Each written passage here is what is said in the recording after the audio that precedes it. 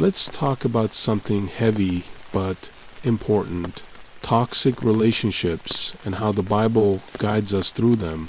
Relationships are supposed to reflect God's love and truth, right?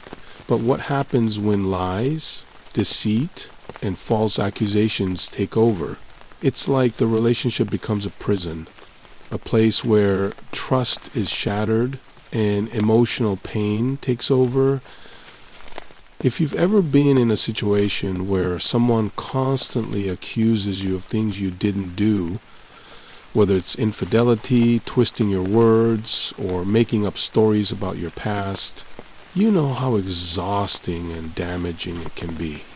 The Bible has a lot to say about this, and it's clear God doesn't call us to stay in relationships poisoned by lies. Let's start with the 9th commandment. Thou shalt not bear false witness against thy neighbor. Exodus 20:16. This isn't just about lying, it's about using lies to hurt someone. In relationships, false accusations, whether they come from insecurity, paranoia, or just plain malice, are a direct violation of this commandment. Think about Potiphar's wife in Genesis 39. She tried to seduce Joseph, and when he refused, she lied and accused him of attacking her. Her false accusation cost Joseph his freedom. Sound familiar? It's a classic example of how lies can destroy lives. Or take Delilah in Judges 16. She manipulated Samson, betraying his trust and leading to his downfall.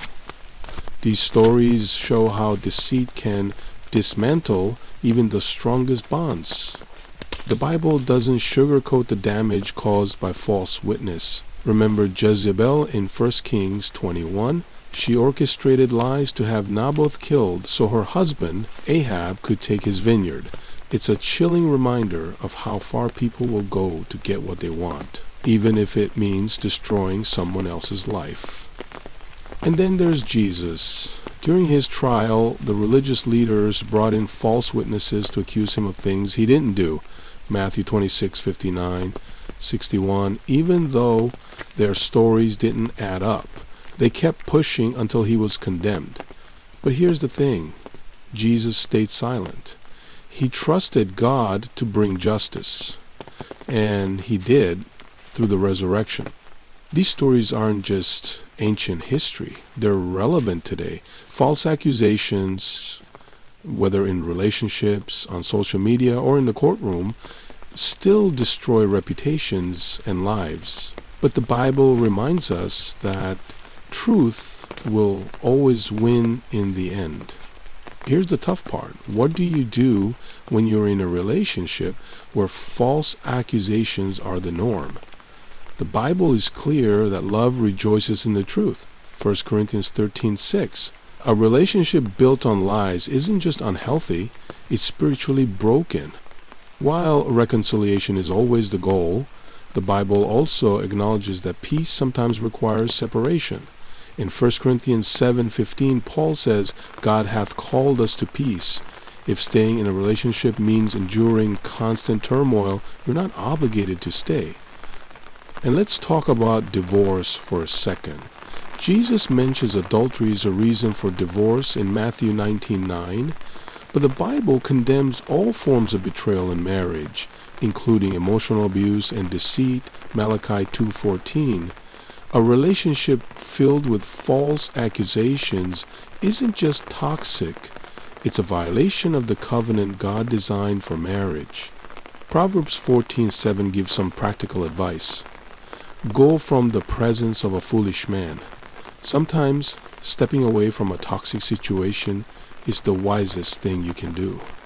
If you've been on the receiving end of false accusations, I want you to know there's hope. God sees what's happening and he promises to vindicate the righteous. Psalm 37:6 says, He shall bring forth thy righteousness as the light, and thy judgment as the noonday. Just like he did for Joseph and Jesus, God will bring the truth to light. But let's also take a moment to check ourselves. Have we ever contributed to false narratives, even unintentionally, maybe out of jealousy, anger, or fear? It's easy to let our emotions distort our words. Repentance and a commitment to truth are the first steps toward healing and restoration. Here's the bottom line. A relationship sustained by lies isn't a relationship at all. Stepping away from toxicity isn't a failure of faith. It's an act of obedience. It's about protecting your heart, honoring truth, and trusting God to bring justice. Matthew 6:4 reminds us that God seeth in secret and will reward thee openly. Even when the path is hard, walking in truth leads to freedom. So if you're in a situation like this, know that you're not alone. God sees you. He cares, and He's working things out for your good. Let's keep the conversation going. What are your thoughts on this?